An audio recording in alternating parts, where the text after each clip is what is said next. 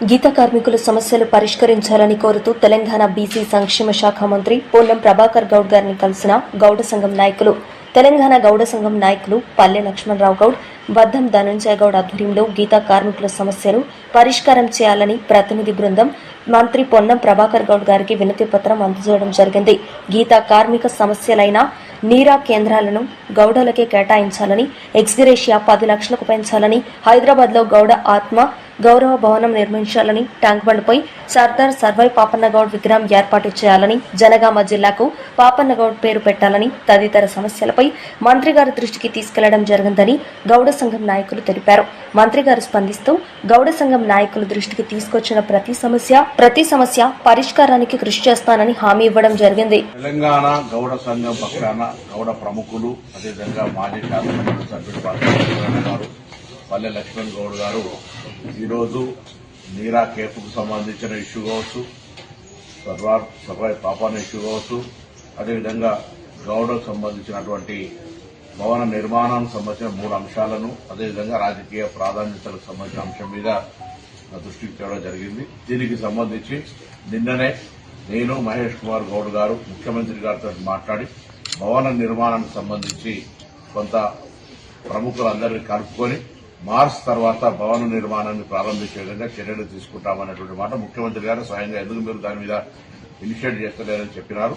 దాంతో పాటుగా సర్వై పాపానికి సంబంధించి ఆ ట్యాంక్ బండ్ మీద ఉన్న విగ్రహానికి సంబంధించిన స్థలం విషయంలో కూడా గతంలో ప్రతిపాదించిన స్థలము లేదా దాని దగ్గరలో మంచి స్థలానికి సంబంధించిన అంశం మీద మా ఇద్దరికే బాధ్యతలు వేసినాడు. ఈ 2 విషయాలను వారితో చర్చించడంతో పాటుగా నీరా కేఫ్కు సంబంధించి జూపల్లి కృష్ణారావు గారితో, టూరిజం ఎండీ ప్రకాష్ రెడ్డి గారితో నిన్న వారి కార్యాలయంలో సమావేశం ఏర్పాటు చేసుకున్నాం.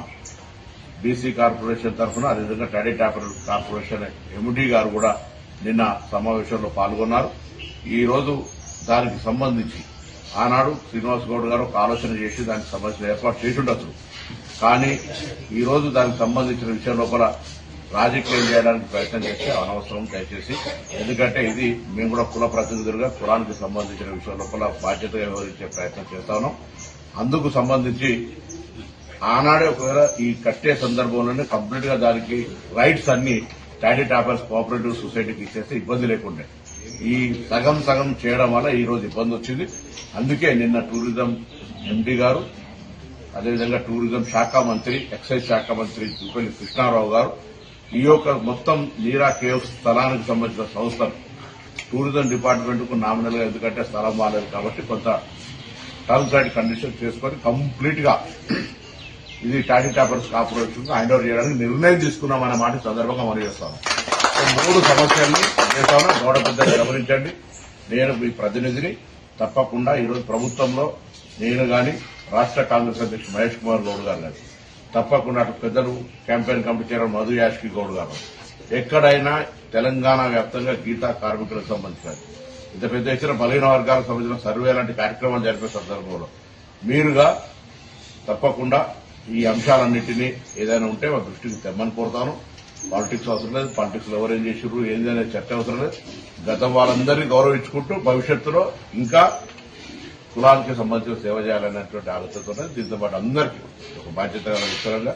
కాబట్టి నీరా కేఫ్ గురించి ఎవరు ఎన్ని సమావేశాలు చేసుకున్నా ఏం చేసుకున్నా దీనికి భవిష్యత్తులో ఇది ట్యాడీ టాపర్స్ కోఆపరేటివ్ సంస్థకు అందుతుంది. దీనిలో అందరూ మనకు సంబంధించిన వాళ్లే రేపు వ్యవహారం చేసుకోవడానికి అవకాశం ఉండే విధంగా తగిన ఆదేశాలు ఇవ్వబడుతున్నాయని మనం చేస్తాం.